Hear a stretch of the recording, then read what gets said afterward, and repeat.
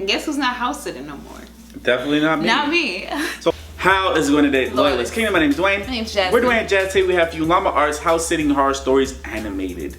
Yes. And if you want your reaction request to be heard, please follow us on all our social medias in the link description below. And don't forget to subscribe. Start on in. I miss these animated ones.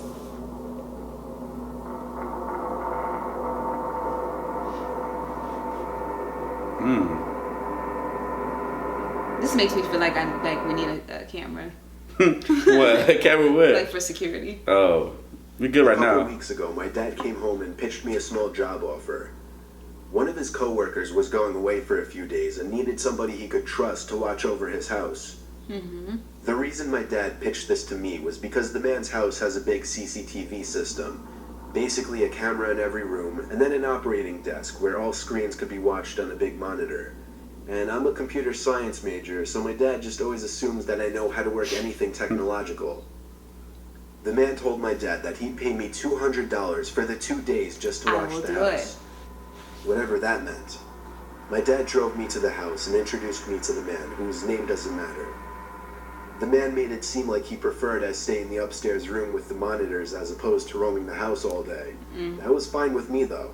Okay. So when I wasn't eating, I was mostly just sitting in that room with the TV on in the background and doing schoolwork on my laptop. Ironically, the thing I was doing the least was keeping an eye on the monitors.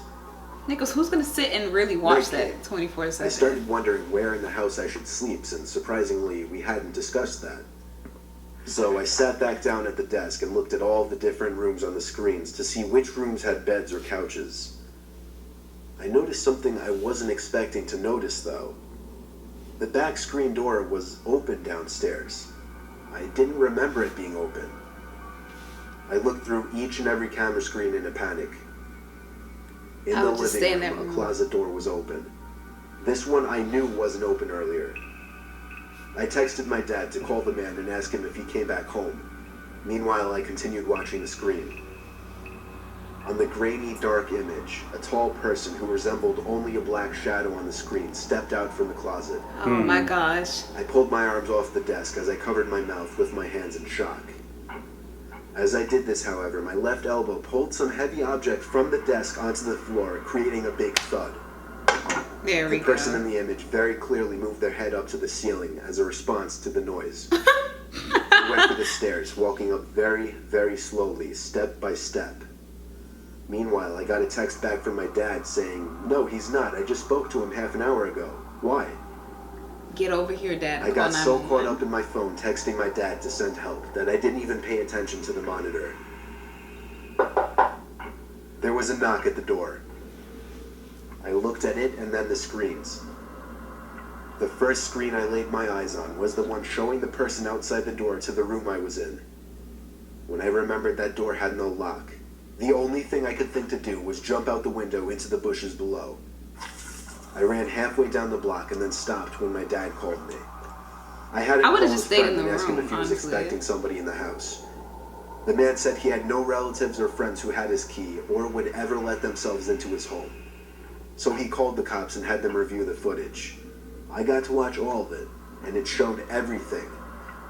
From the moment the intruder broke the glass to the backyard door, to the moment I jumped out the window and him running away shortly after. The intruder was never found. The footage was just too dark to identify his face. You ain't doing that again. And guess who's not house sitting no more?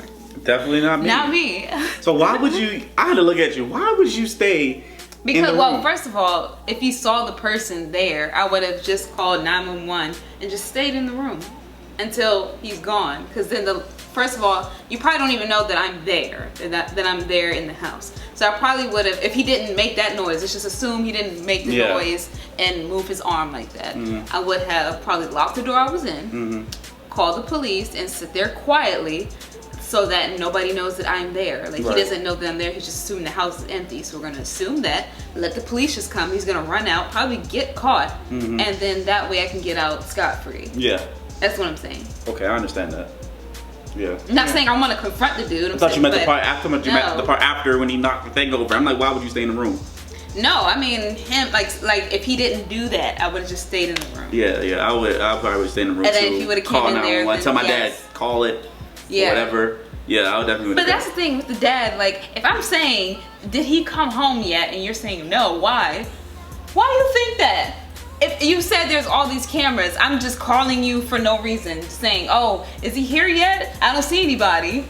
Yeah, you're right. You're totally right. I'd be so mad at my dad. Like, Yeah. why would you set me up doing this? Then don't get when I'm saying I need help. Yeah, So, totally. Anyway, guys, please comment below. Tell us what you think. don't forget to like, Subscribe. and share. That's just more, guys. Deuces.